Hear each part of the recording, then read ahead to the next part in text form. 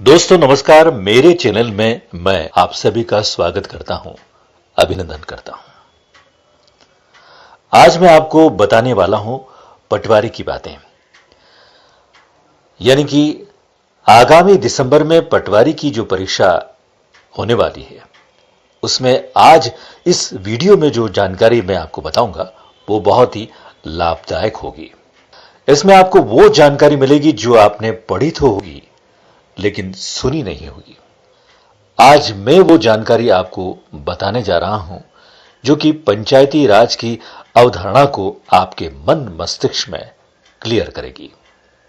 एक स्पष्ट आकृति आपके दिमाग में बन जाएगी जो आपके परीक्षा में लाभदायक सिद्ध होगी। आज का विषय जो है जिसकी हम चर्चा कर रहे हैं, इसका सपना हमारे राष्ट्रपिता महात्मा गांधी जी ने देखा था। उनके इस सपने को साकार करने के लिए हमारे संविधान के नीति निदेशक तत्वों में अनुक्रमांक 40 के अंतर्गत ग्राम पंचायतों के गठन संबंधी प्रावधान किए गए, क्योंकि गांधी जी चाहते थे यदि देश में लोकतंत्र को सफल बनाना है तो राजनीतिक शक्ति आम आदमी के हाथों में भी होना चाहिए।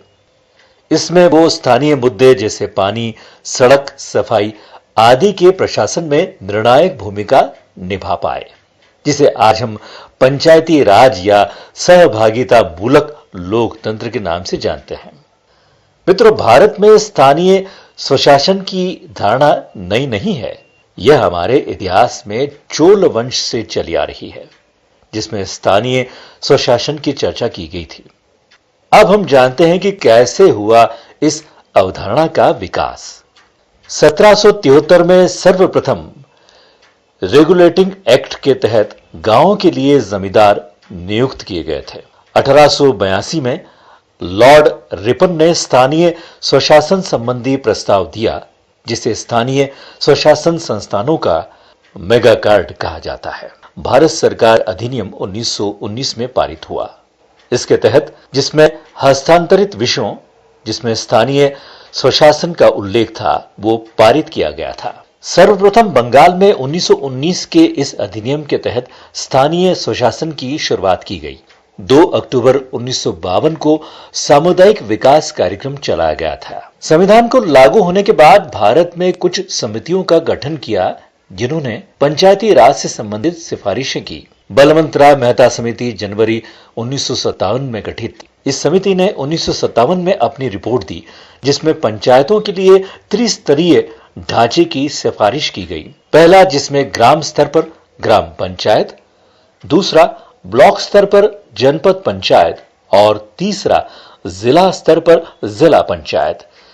इसी आधार पर राजस्थान सरकार ने 2 अक्टूबर 1959 को पंचायती राज नागौर जिले में लागू की। इसके बाद मित्रों, देश में कुछ समितियां और आई जिन्होंने अलग अलग सिफारिशें दी। सादिक अली समिति 1964, इन्होंने व्यवहारिक बाधाओं पर रिपोर्ट सौंपी। अशोक मेहता समिति 12 दिसंबर 1977 को गठित की गई। इन्होंने द्विस्तरीय व्यवस्था की रिपोर्ट सौंपी तथा कार्यकाल 4 वर्ष का होना चाहिए, इस प्रकार की सिफारिश। एक और महत्वपूर्ण बात, इन्होंने अलग से वित्त आयोग की भी चर्चा की। सभी समितियों की सिफारिशों को सरकार ने ध्यानपूर्वक संसद में विचार किया, जिसके बाद 73वां संविधान संशोधन अधिनियम 1993 24 अप्रैल के रूप में पंचायती राज हमारे देश में लागू हुआ। यह बहुत ही विशेष बात है कि 1993 24 अप्रैल को पंचायती राज हमारे देश में लागू हुआ। इसके बाद संविधान में एक नया अनुच्छेद 243 जोड़ा गया एवं एक भाग, जो कि भाग 9 था, उसे भी जोड़ा गया।